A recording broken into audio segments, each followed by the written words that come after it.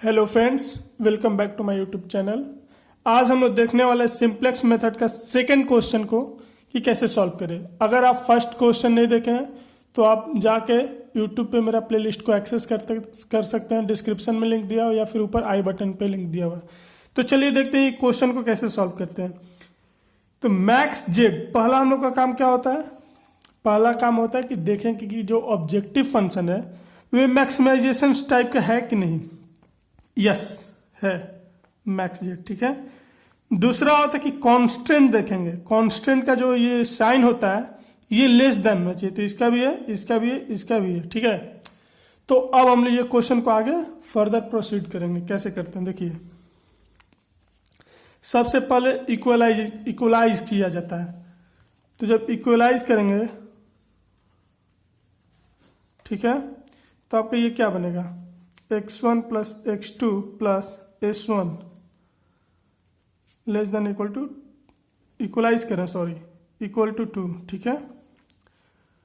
2x1 plus x2 plus s2 equal to 4, 3x1 plus 8x2 plus s3 equal to 12, x1 x2 s1 s2 s3 greater than equal to 0।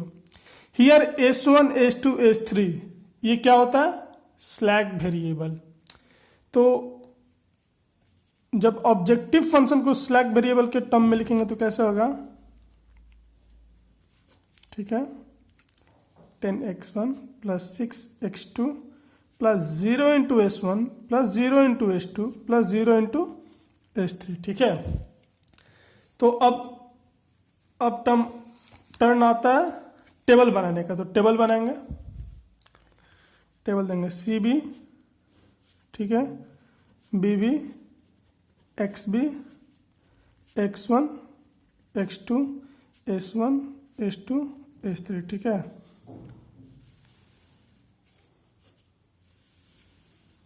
ऊपर में लिखते हैं CJ में क्या लिखते हैं? CJ में वैल्यू किसका देते हैं? 10, 6, 0, 0, 0।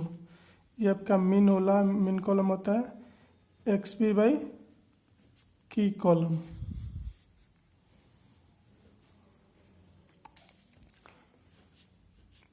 तो सबसे पहले BB में बेसिक वेरिएबल फिल कर लेते हैं, S1, S2, S3, ठीक है, फिल कर लिए। अब देखिए S1 के करस्पॉन्डिंग वैल्यू क्या है? 0, 0, 0, तो 0, 0, 0 वैल्यू फिल कर दिए।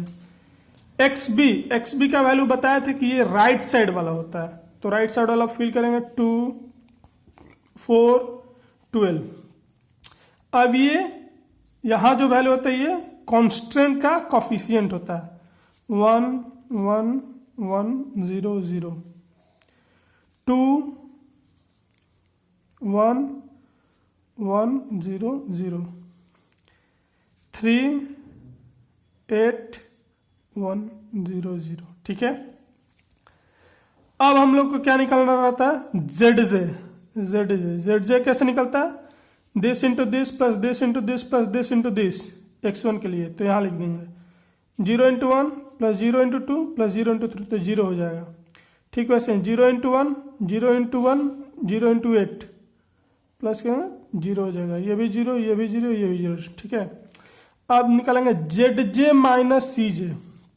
क्या निकालेंगे? ZJ minus CJ। तो ये -10 हो गया आपका, ये -6 हो गया, ये 0, 0, 0। अब चांस आता है की कॉलम निकालने का। तो की कॉलम कैसे देखते हैं?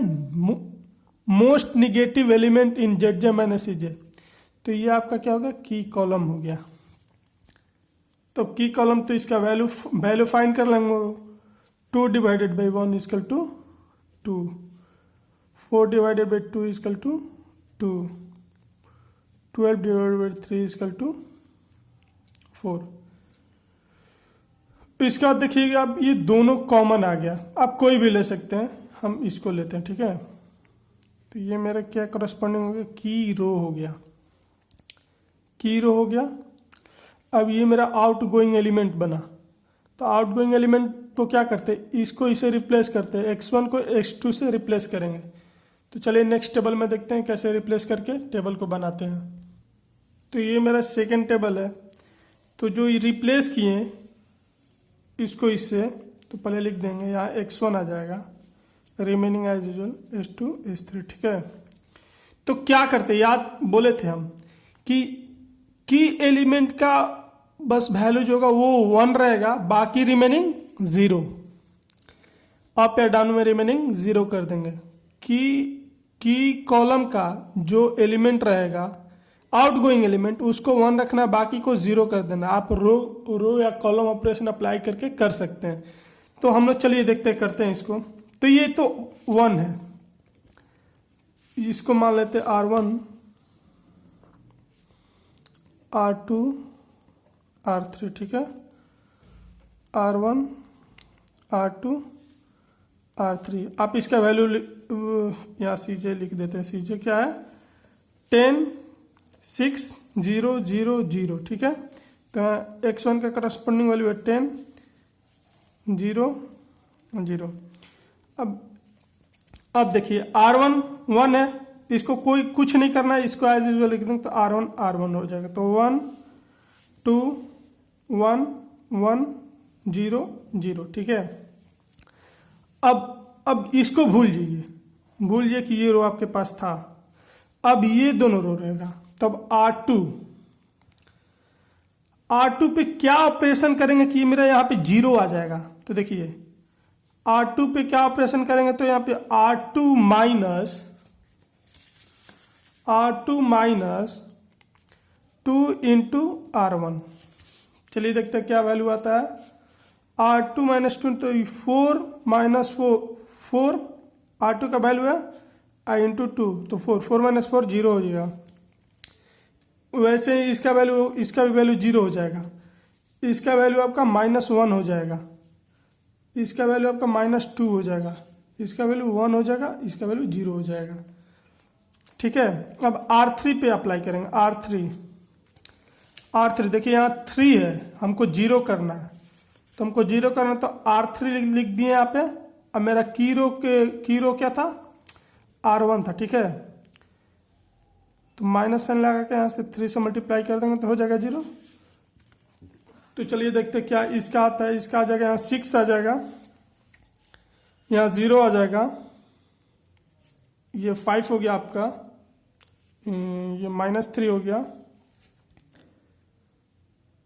ये 0 हो गया, और ये आपका 1 हो गया।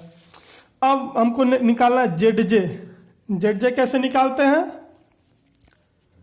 10 into 1 plus 0 into 0 plus 0 into 0, तो वैल्यू क्या आया 10 आया।